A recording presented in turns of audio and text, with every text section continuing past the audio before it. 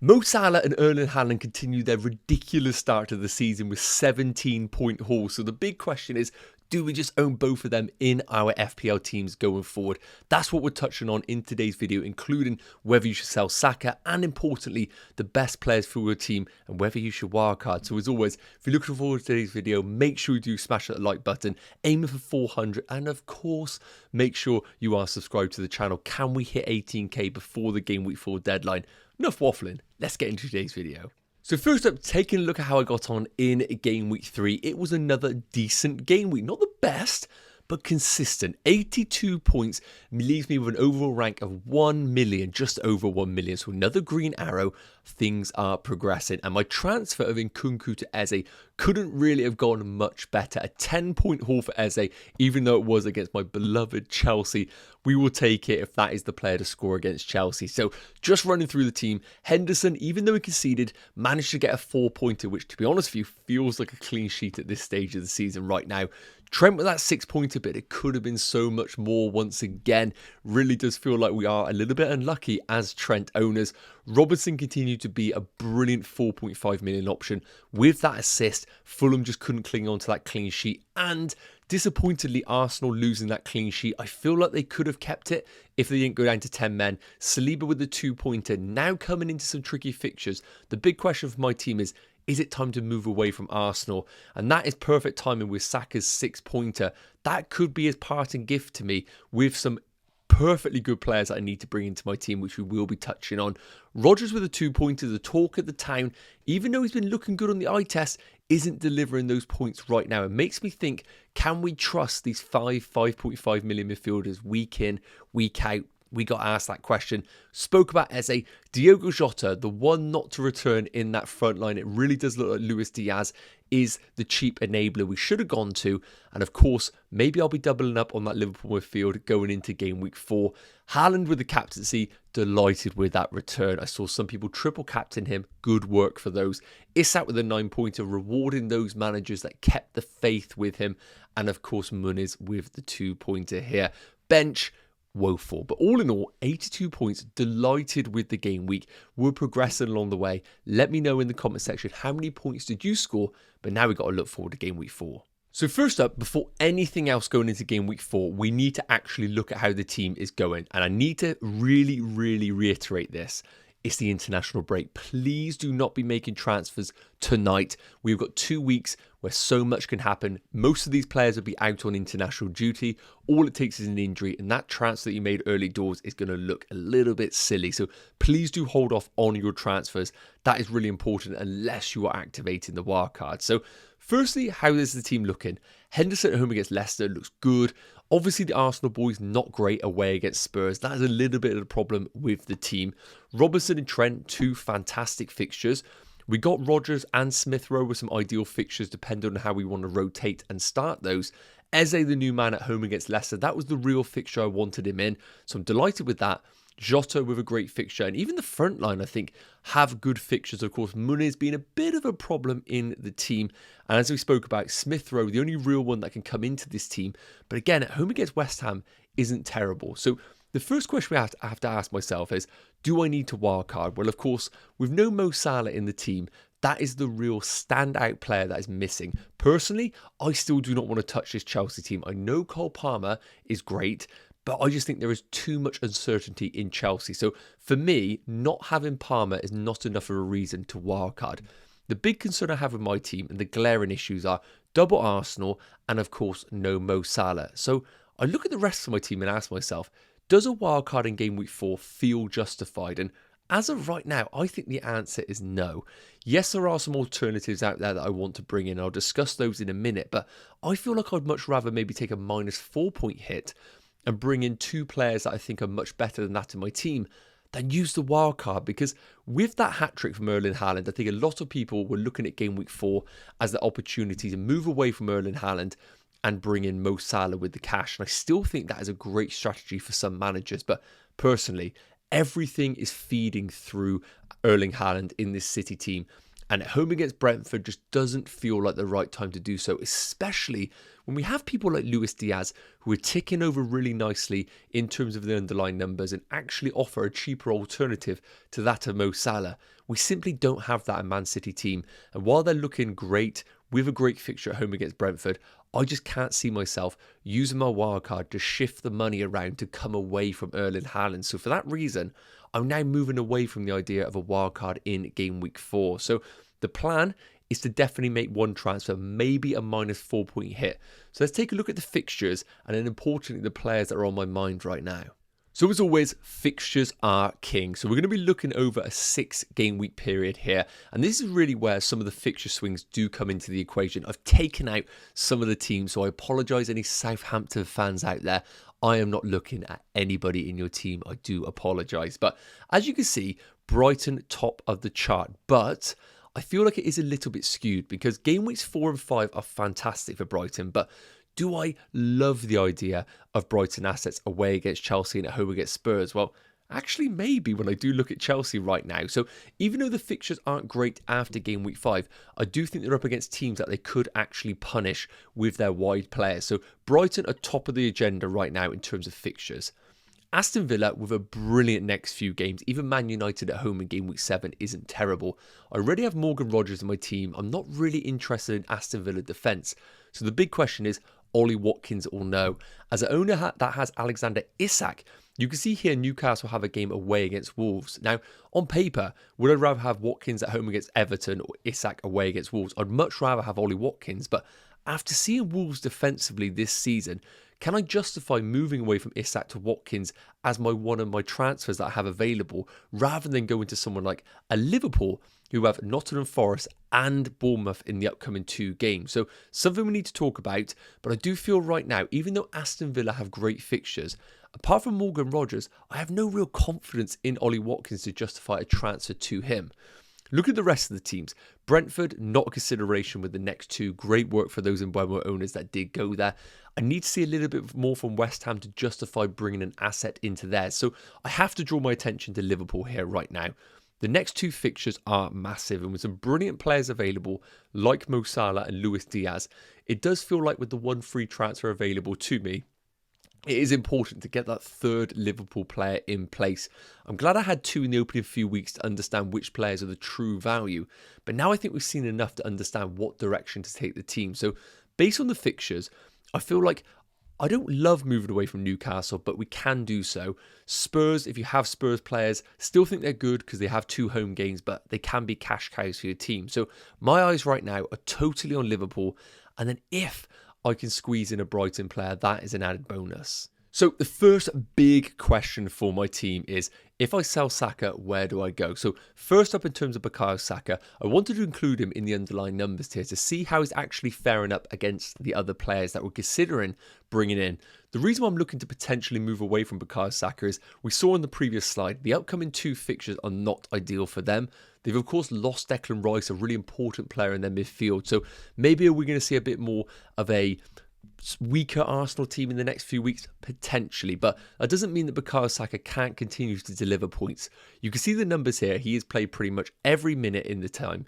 10 shots, which is the same as Mo Salah, 7 of those on target, an XG of 1.39, which is decent, 3 big chances and 0.93 expected assists. So he's delivering each and every game week in terms of the underlying numbers, and I do not put it past Bukayo Saka delivering in the upcoming games. The big thing about him is that at his price point, it makes it very easy for me to either come down to Luis Diaz or go up to Mo Salah. And I feel like with Bukayo Saka, even though he's a phenomenal player, and I would back him to be one of the highest scoring midfielders, when we have players like Diaz and Salah who have such a high ceiling, and I would argue consistently they would actually have more of an explosive nature about them in FPL than that of Saka, I feel like it is a good opportunity to cash in on Saka's price and come to one of the Liverpool assets available to us. So even though Saka's great and we definitely could hold him in the team, I also do feel like moving to a Liverpool player is quite hard not to resist that move. Now, I want you to ignore the game section of Liverpool because it hasn't updated, but the stats have done so. Now, my big question right now is, if I'm going for Erling Haaland and continuing in my team, To do Mo Salah, it will require a -4. It will mean upgrading Bukayo Saka, but I still need to free up about 1.5 million in my team, which is tough. The only way that's really going to happen is either downgrading Saliba to a 4.5 million defender or downgrading someone like an Alexander Isak to a Brighton forward, which we will come on to in a minute. But looking at this, the only thing why I'm a little bit hesitant to bring in Mo Salah is because I do think Luis Diaz can not cover him, but deliver at a better value. Remember, he is 5 million cheaper than Mo Salah. And when we take a look at the underlying numbers here, the XG is more significant, the expected assists a little bit less, but Mo Salah has been a bit more of a creator in this Liverpool team. The big thing about Mo Salah, the guy is playing minutes. So many more minutes than the likes of Diogo Jota and Luis Diaz. And while he remains on that field, it means that he gobbles up those bonus points, which are really playing into his favour this season. And you can see that in the bonus point at the end there, 8 bonus points compared to Luis Diaz's 5. And while he is the minutes monster, I do think that he's going to get more and more as the games progress. Remember, he played significantly more than Luis Diaz once this is updated later on. So the big question for me is, I actually feel quite comfortable going Luis Diaz and Jota in the upcoming game weeks. But while Mo Salah continues to be a minutes monster, it's very hard to look past him. Now, the other alternatives that we need to consider is going to be Mitoma. This will be my pick of the Brighton midfielders if we were to go there at 6.6. I think his minutes are a lot better than that of Mintez. The only problem with Mitoma, the underlying numbers aren't fantastic. He has an XG of 1.34, but a lot of that came in one of his earlier goals in the season where he basically was 5 yards out. He's only had 5 shots, comparing that to the likes of Salah and Luis Diaz. So I love Mitoma. It's a great way into that Brighton attack. But the question is he actually the right one? And as of right now, with these precious midfield spots, I feel like it's really important, the fact that I have the money available, to prioritise a Liverpool midfielder than that of a Mitoma when I know there is a Brighton forward that I could easily bring into the team. So to conclude, I do think selling Saka is on my mind right now.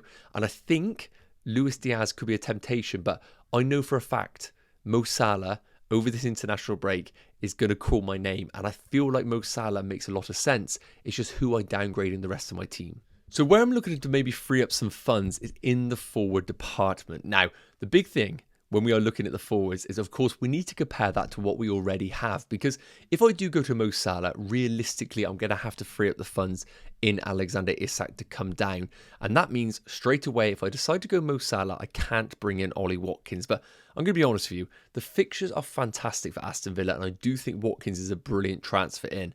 My problem with Watkins, and you can see it here, the underlying numbers are good. 1.66 XG is fantastic. 0.48 expected assists. However, he's still coming off early. Originally, I felt like maybe he wasn't match fit, but that's 3 games in a row where he's come off between the 60th and 70th minute. And we have a player in Aston Villa now in John Duran who actually is playing quite well when he's coming off the bench. And maybe this is a tactic that Unai Emery is looking at, where Morgan Rogers is going to be the minutes monster, playing the midfield, and Ollie Watkins, while he's still getting up to speed and bringing up that confidence, maybe John Duran is the man that's coming off the bench with 20 minutes to go, where Unai Emery is now relying on him as a forward. It feels like with the rumours of him leaving Villa, it's almost the fact that now he's remained, he has a point to prove to Villa. And while Watkins is being substituted early, I just do not think I can go there right now, especially when we have other players out there that are giving us 90 minutes week in, week out. So the problem with Watkins is I need to use some of the money in the bank to get to him from Alexander Isak, and then it completely blocks me off from going somebody like a Mo Salah. So for that reason, even though Watkins has fantastic fixtures, unless I was wildcarding, I cannot see myself bringing him in. The other 2 considerations for me is going to be Nicholas Jackson at 7.6 million and João Pedro at 5.6. Now, right now, I spoke about it. I think Nicholas Jackson is a good pick. I think he will start for Chelsea. I think he's the only real forward in that team, unless they play someone like a João Felix down the middle. And Nicholas Jackson's numbers have been very good. 2.14 XG, 0.37 expected assists, 4 big chances. I think he's going to continue to deliver points in this Chelsea team, but I just have no confidence in Chelsea right now. I'm going to be honest with you. I think they're a team that are really hard to predict. Sometimes you will get the mega hauls, but predicting those hauls is tough.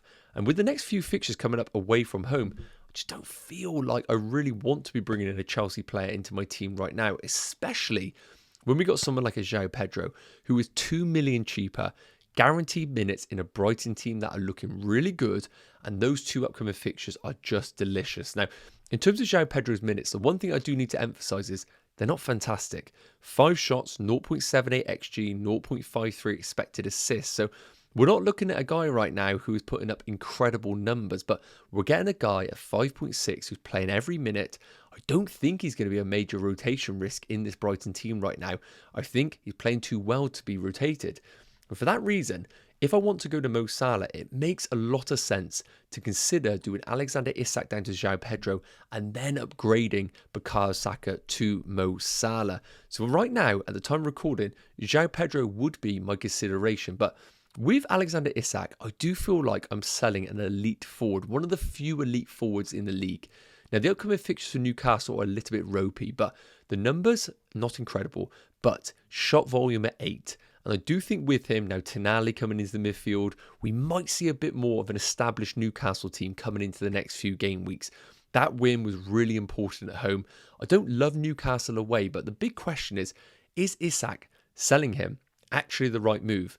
And that's why I feel like having Isak in the team and maybe trying to sacrifice someone like Salah for Luis Diaz could be the best of both worlds in my team. So right now, João Pedro is top of the tree, but I also don't think Alexander Isak being sold is as obvious as it first thinks. So as you can see, I do have a little bit of deliberation. Do I take a -4 to bring in Mo Salah, or do I just do one free transfer? Regardless, I feel like a Liverpool midfielder is coming into my team. I do think maybe going for a defender like a Robertson is a good choice. I know I'm getting guaranteed minutes, slight attacking potential, but with this front three clicking so well, I just feel like I need one of those two, whether it be Diaz or Mo Salah. So the team that you can see on your screens right now that we're looking at is one of those teams where it has Mo Salah in it. Now, with this move, it would require me doing a -4. Now, of course, rewind the video if you need to see my previous team. But this team here is doing Bukayo Saka to Mo Salah and then downgrading Alexander Isak to João Pedro. It will give me 1.3 million in the bank, but it will be at the expense of a -4. But when you look at the starting 11, it does give me kind of everything. It gives me Haaland, it gives me Mo Salah, João Pedro with that brilliant home fixture against Ipswich, still got Eze at home against Leicester. Yes, I've got Saliba away against Spurs, but I always back the Arsenal defence in any fixture. I do not think it's a terrible thing to have one of the best defences in the league in any fixture. So I'm pretty content with this team, but it is at the expense of a -4. So what I need to show you right now is draft 2. Now, this draft here is going to be one free transfer. It has 3.5 million in the bank. And all I've done here is done the sideways move of Bukayo Saka down to a Luis Diaz. Now, the big issue with this team, of course, is that I have no premium midfielder in the game. And that is a bit of a concern because if at one moment I need to pivot, I then have to use all that cash to go up to someone like a Cole Palmer or a Mo Salah if I really have messed up. The good thing, of course, is it means I'm not taking a points hit. And points hits sometimes are not really considered in the game. And I think they're really important. It's hard getting points in the game. If you give them back so easy, it's not ideal. And Alexander Isak away against Wolves or João Pedro at home against Ipswich, I think I rather would have João Pedro. But at the expense of a -4, I don't really know. So at the time of recording, I do feel like, even though I hate -4s, I feel like getting to this team puts me in a really strong position for the next few game weeks, going into game week 5. Yes, we would have Saliba away against Man City, which is not ideal. But if we could get lucky with Lewis Hall playing, then of course that is an easy substitute. I could use one of my free transfers, but taking a -4, I do feel like I would rather actually try and roll a transfer in this week for whenever I do plan to wildcard. At least I've got something in the bank for the future. But right now, I hate -4s, but I am very tempted to bring in Mo Salah as part of this plan. I think Luis Diaz actually can cover him pretty well, but if Mo Salah continues to have 15 minutes more than Luis Diaz each and every game week, I think that does add up over the long term, and I feel like for that reason, the -4 probably is worth it for my team. Yes guys, okay, that's going to wrap up today's Game Week 4 transfer plan video. As I mentioned, please do not be making transfers tonight. I really think it's a mistake with the international break coming up. But as you can see, I've got 2 roads that I'm potentially going down. Hopefully I'll have some more clarification closer to the time. As always, if you enjoyed today's video, please do consider dropping a like and smashing that subscribe button. If you have any questions, put them in the comment section. I'll be sure to answer them. Have an amazing day. Take care. We'll see you soon. Cheers.